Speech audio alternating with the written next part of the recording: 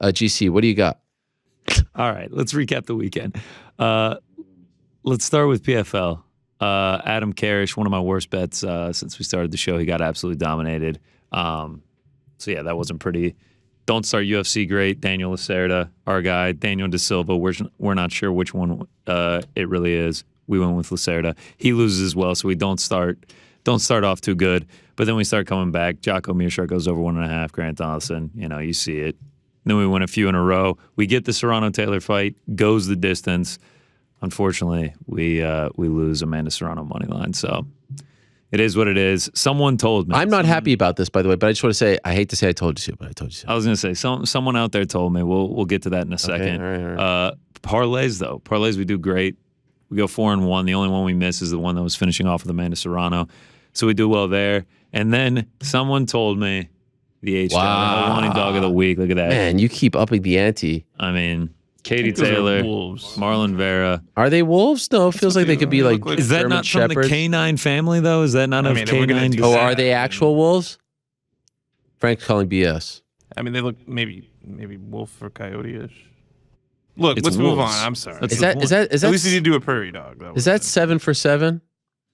It's funny you ask. Oh, I don't know if it's 7 for 7. Well, yeah. I mean, 7 in a row, though. It's a new streak, 7 for 7. I mean, right there. Wow. Jack Shore, Mateus Nicola, Sarah McMahon, Mark Matson, Jordan Levitt, Katie Taylor, Marlon Maybe Vera. 2 last week. It's a rare breed, man. Yeah, it is a rare It's breed. a very sought-after breed, the Helwani Dog of the Week. But it's making a lot of people money. A lot of people sent me tickets. Really? They're actually following it? Oh, my God, yeah. Really? A lot of people parlayed them together. What was that? Do you know what that was? Oh, man. I'd have to figure it out. But it's a plus something, right? Oh, God. I mean, I don't know how it'd be negative if they're both plus money. Yeah, It was a like good plus 300, something like that. Yeah, people were putting down real money on it. Now I have another thing that I have to bring, to the table here, to the jurors, the board of directors here. So when I tweeted out my picks on Thursday, I also gave out my draft. Like I did the NFL draft. I gave out a couple picks there. On Georgia players getting drafted, posted the bet slips and everything like that. Yeah, you can go to it, Tucker. Yeah, so there's the tweet, yada, yada, yada. There's the bet slips. And so then on Saturday, I was like, we're up a couple units here going into Saturday after PFL and the draft. And then my girlfriend was like, oh, are you counting the draft because it's not MMA? And I was like, that's a good point. I was like, that's a good point. I was like, I gave it out on Twitter. I gave it out on Instagram. I was like, but yeah, it's not MMA. So then I brought it to Frank on Saturday, and he was like, you should bring it to the show. And that's what we decided. It's a tough thing. There's the tweet, but it is an MMA. Okay, well, here's the question. Have you been including I'm assuming you bet on other things that aren't MMA related. I've counted everything that I've given out on Twitter. But everything I've given out on Twitter to this point. Did you win the bets? I did win them, yeah. You did? Yeah. What are the bets? Like where a guy's going to go? Over 3.5 Georgia Bulldogs selected in the first round. Over 4.5 Georgia Bulldogs selected in the first round. They both hit, Most players drafted ever, no big deal. Can you national champions? Yeah, I mean, right there. James Cook, who could forget?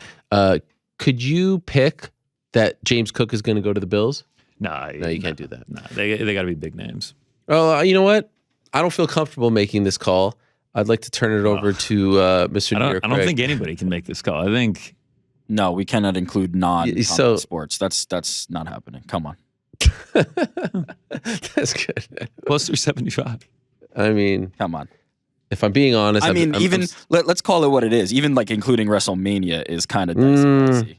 I included WrestleMania, and those were losses. A little dicey, but no. I included I say scrub them both. Triller Triangle Combat. Take them back. That's fighting. I lost on that also. That's fighting. Coming up again. Oh God. I hope they don't have lines. I think I'm in agreement with New York Ric on this one. All right, so let's go to the final recap then. Oh wait, so you included it with or without? Oh, I had them both ready. You think I did? There's with. Okay. There's without. It doesn't matter. Go to without. This is without. Go to with. Zing. It's a plus 3 something units, or maybe a little less, right? It's plus 6.25 with plus 3.85 without. It's a good weekend regardless. If we had gotten Serrano, it would have been even better. If DraftKings had dropped the split decision prop, it would have been even better. regardless, we finish up 3.85 units. We're back in the green here, up 32.66 all time. We're back over the 20 unit threshold here after a little bit of a rough April. Not bad. But yeah, we're moving along. We're moving along. Interesting. You're doing really well in the parlay department last week, but not so well in the singles. And then probably this week I'll do well in the singles and terrible in the parlays. It kind of goes ebbs and flows. Can I just say something first? Yeah, please. Connor is giving out winning picks every week almost. Yeah. And it's like, 1 plus 1.5 units. It's like you're not doing so well on the singles. Like, that's good. Like, this man is I'm not hating. Winner. I'm not hating. I know, but and he does this I think too. you got a lot of love this weekend, Connor. A lot of people came up to you and said, they love your picks. They tail your picks. He does great this people, himself. great people. He does this himself too. He continues to raise the bar, but the bar has been raised almost like too high here. Like these are consistent winning weeks, multiple units. Let's I mean, a lot of green. give a lot of appreciation, respect for what Connor's doing here. I hate to break kayfabe, but the man is delivering winners. Like that is a fantastic week. Continues to deliver fantastic weeks. Being up 3 units, 3.5 plus. That's more than just like a good week. That's a great week, and he continues to deliver. Listen, Rick, Shout I out to this appreciate guy. that. Wow. Shout out to this But guy. we stay humble. Next cold streak's just around the corner. That's right. I'm genuinely surprised there wasn't a butt in there. I was waiting for something. Well, it's tough from Ariel's point of view. He's up in the penthouse, he's cashing 7 straight underdog tickets. Except looks for that down on a underdog 5 and parlay. 4. Whatever happened to that one?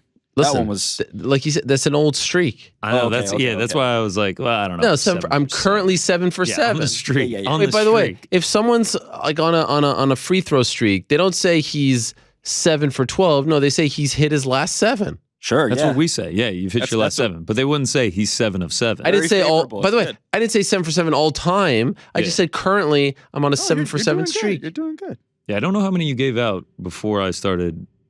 I feel Who like cares, UFC right? London is where We don't it was. care. I mean, 7 No, nobody straight. Again, knows. 7 for 7. I might retire at this point with yeah. all the slander that I'm receiving. I don't think it's any slander.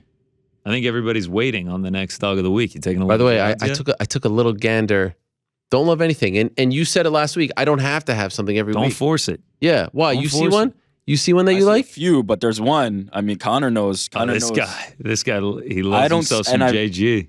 Justin Gaethje. That is a tasty, tasty line. I think he said to me he sees no path to victory for Yeah. Charles Oliveira. Wow. The man with the most finishes, let's the most rewind. submissions. Let's rewind to Between the Links, hosted by the great Mike Heck. Yes.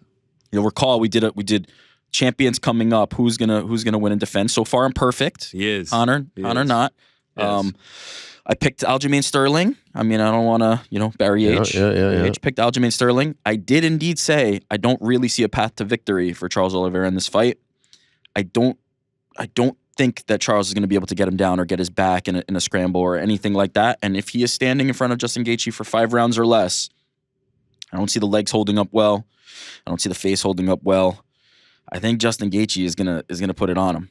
I really do. I don't hate that pick. I would not be surprised if Justin Gaethje wins. Here's the I thing think about saying he doesn't have a path to victory. here's the thing about Charles Oliveira. Plus 145, by the way, I mean, as of right this moment. manna. That's your lock.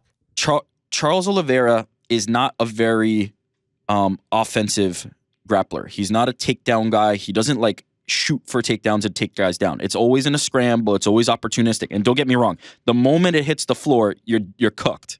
Charles Oliveira is gonna cook you to the bone, as Bryce Mitchell would say. But man, I have a hard time seeing Charles Oliveira getting Justin Gaethje in a scramble that he can't sprawl. I mean, we forget because of what Khabib did, and all due respect to Khabib for what he was able to do to Justin Gaethje. I rate that very highly. That man sprawls like nobody else. And I'm first of all, I don't even see Charles shooting that much, period. But if he does, that man sprawls like nobody's business. And I think it's going to be tough. I think it's going to be really tough for Charles to get Justin Gaethje in a compromised position. And if it turns into a striking firefight, I think he's right. He said this in an interview, I think, with ESPN about if he fights the perfect fight, if he doesn't let Charles get him in that position, it's going to look like the Chandler fight. And I think he's right. I think he's right. So this is your dog of the week? I mean, I don't have a dog of the week, but I mean, you could. Aljamain Sterling was mine last time. This is another one. That would be- Championship fight. And I'll say this. I'm not as confident, but I don't hate Carlos Esparza either. It's an I don't interesting hate one. Carlos Esparza either. I think there is a path to victory, unlike I'm predicting for Charles no Oliveira. doubt. There's Gaethje beat her already But once. no, for me it's Gaethje. I think I love Gaethje in this spot. love mean, Oliveira's not afraid to get in the brawls. I mean, just watch the first round against Dustin Poirier. Like, I could see the exact same thing happening. Carla, by the way, a plus 165. That number's moving, man. Rose just keeps becoming bigger and bigger of a favorite. Yeah. Plus 165 according to DraftKings. I see a 85, a 75, an 82. All right, what else we got? Yeah, some big hitters. Let's rip through them real quick. Shout out to Cole Walderman. He's been telling me for weeks he's going to make the big hitter segment, and this week he does. He hits three parlays. 2 of them were 11 legs. 1 was 10 legs. Plus 2,036, plus 4,098, and plus 4,723. He turns $130 into 4,613. So can't really complain about that. That's a great weekend for our guy Cole. I mean, he's been telling me on Instagram, he's like, I'm going to make it. And sure enough, he does. So great weekend for our guy Cole. Some honorable mentions. Our man Brett Wacker, he gets the split decision. Not only did he take either fighter to win by split decision, he took Katie Taylor to win by split decision at plus 750. I'm jealous. I'm jealous of this. I was telling anybody who would listen that I thought it was going to end by split decision, but I ended up not being able to find the prop. I'm very disappointed in that. Mangy Human. He takes Joe Anderson Brito round 1 knockout. So the second biggest underdog on the card to Chase Sherman, of course, Joe Anderson Brito. He took him by round 1 knockout. Cash is easy for him, plus 2,200. Turns $50 into $1,150. And then our man Braden, he hits a huge parlay. Brito KO, Jocko by decision, Grant Dawson, Romanov under 1.5. Plus 5,001 turns $20 into $1,000. So there's always people doing it, man. There's always people doing it. And then we talk about big hitters. Our Draft King this week, our man Gaucho Loco. We've always got the video. He clean sweeps them.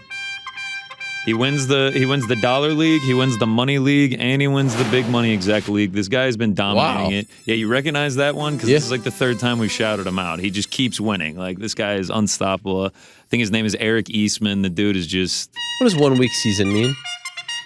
I don't know. I think every time we play this, you ask me what it means. Yeah. Can I be honest with you right now? Like 100% honest. You say that you recognize that. I have no recollection of any of this. I mean, I could be looking at anyone right now, and I mean, it could be my wife up there. Well, like, you're about to be looking at someone very special. Right, we have a huge shout out this week. Dominic? It's not Dominique? Oh my gosh. What? It's not the exact league. It's not anything like that. Our man Killishaw finishes 2nd place in the money league. I had to shout him out. I mean, he gets $67 from it. I took his headband off. I put on a crown.